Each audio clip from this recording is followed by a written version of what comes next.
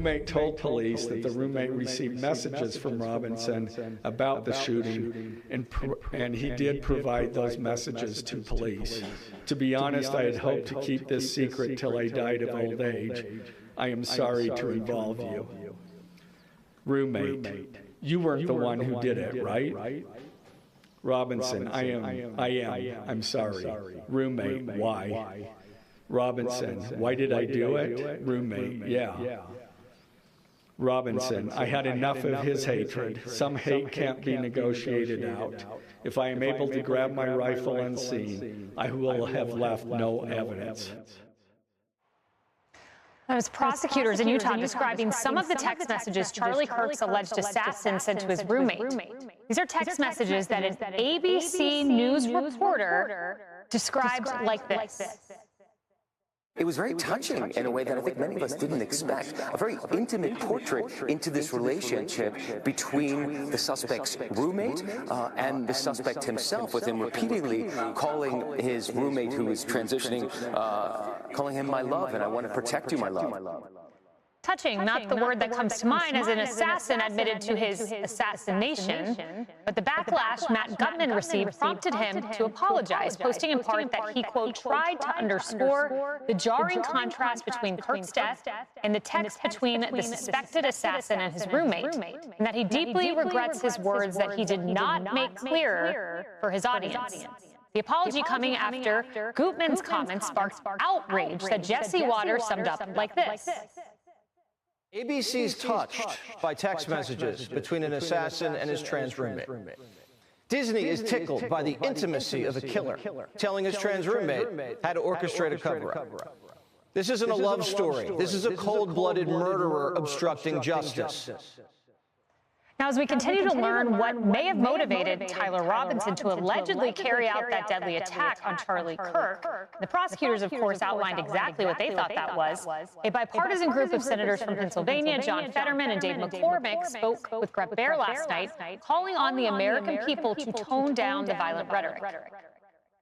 There's just no place in this country for political violence. It's absolutely something. It runs counter to the very idea of free speech and freedom. Any kinds of extreme rhetoric, left or right, is really dangerous.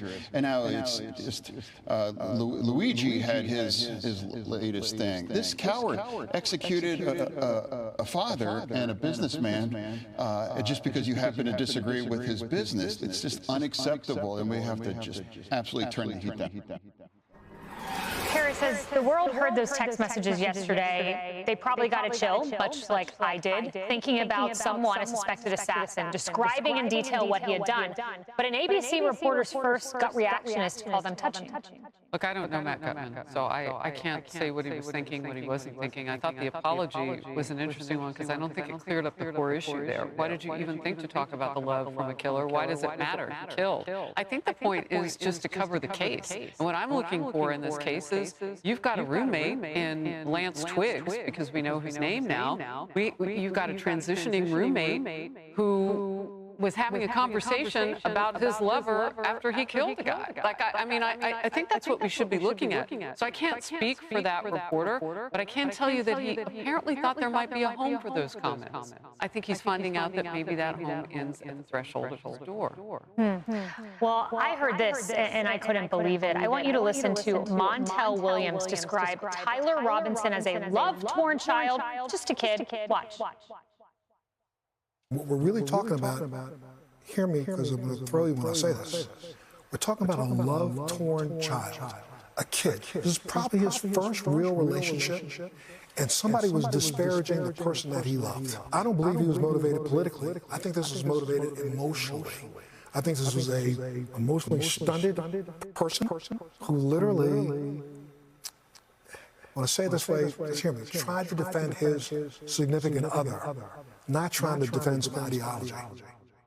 Defending a significant other, except I want you to listen very closely to what the county attorney said and what the CNN legal analyst said on the very network Montel Williams made those comments. Listen. Robinson's mother explained that over the last year or so, Robinson had become more political and had started to lean more to the left. becoming more pro-gay and trans rights oriented. When asked why he did it, Robinson explained there is too much evil and the guy, referring to Charlie Kirk, spreads too much hate. Emily, on the back end, we were supposed to have the CNN legal analyst there who went on to vouch for the county attorney and said that's not a partisan actor.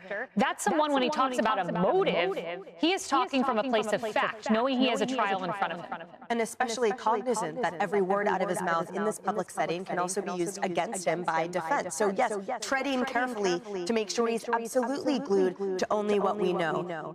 I think the ABC comments and the CNN comments that you played earlier are absolutely, it is a new horrifying low. The only thing that I agree with is, yes, the alleged murderer is stunted, indeed. But to make this about the periphery, to make this about what immediately came to my mind when I was seeing that and reading that is how a lot of domestic violence victims, the last text they receive from their husband or their partner or their love is something like, you know, if you won't live with me, you won't live with anyone, like that kind of thing. I will love you till the day I die. And then they end up getting murdered. That is sick.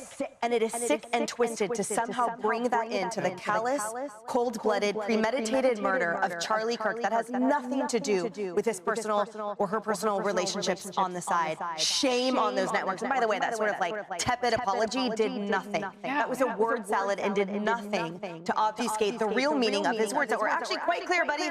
Quite clear what you meant the first time you said it. Yeah, so you have the partisan commentators and I guess partisan reporter making these comments. Cheryl, Caitlin Collins presents herself as a White House correspondent who only goes by the facts, but I don't know if she was sleeping during the press conference yesterday. She didn't seem to find these facts.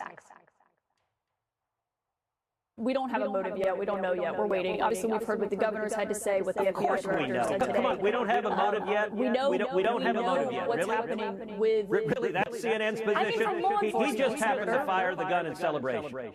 Maybe someone could send this to Caitlin, but Cheryl, I just want to put on the screen. We don't have a motive. This is the roommate. Why did you do this? Why did I do it, Robinson? Yeah. And he says quite clearly, I had enough of his hatred, referring to Charlie. Some hatred cannot be negotiated with. That is a motive written in a text message. So don't let the facts get in the way of a good story, apparently, for Caitlin Collins. That's really troubling. And not just that, but the apologists that we're starting to see, not just with Luigi Mangione, which we saw in New York yesterday, the craziness down there, but then obviously somebody like Montel Williams, and the Gutman thing, I was floored by that. I don't know neither to your point, but I was floored when you said that. I said you were actually trying to empathize and get sympathy for a cold-blooded killer who, yes, in those text messages said exactly why he did it. His parents have come out and said that he had become more radicalized, he had gone more left. Like, this is all in this evidence that's being presented by prosecutors and officials in Utah. It's really shocking to me what has happened in our country. I'm really trying to wrap my head around still where we're at right now. Tom, in the media, you know, they always love to lecture. It's a favorite line of theirs. We have to have a common set of facts. We can't live in conspiracy land. It seems that they're denying a common set of facts. You refer to not just the text messages, but the mom saying he had a leftist ideology it developed within the last year. We have facts as laid out in an indictment. Yeah, and I think here's what I'm going to say about all these people. You know, Montel, he had his own thing. You know, we have people trying to change the narrative. They don't want it to be political, so they're going to reach for anything. As to the on-scene reporter, I want to try to offer a little grace because I sit in a warm studio and we have these on-scene reporters that report in to me all the time when I'm hosting a show. And they have such a hard job. And I always think to myself, I'm glad I'm not out there during a murder scene or a hurricane and I would say the wrong thing. The way that they always have to report back and sometimes put a fresh perspective on it. This guy said something totally stupid. He apologized, and I will say this. I feel like he is marinating in political correctness like so many people in our society. Do you remember the old Seinfeld thing? Not that there's anything wrong with that. I see reporters doing this when there's a protected group, whether it's a racial group or a sexual group, and they want to say, well, the assailant was gay. That's the good part. But he was a murderer. That's the bad part. They try to add this thing, and I feel like that's what people do. They're reaching for this thing, and it causes people to say absurd things. That was brilliant. Marinating in political correctness. How about we marinate in the facts? Yeah. That's a good rule of thumb for a reporter, a good rule of thumb for Caitlin Collins and the like.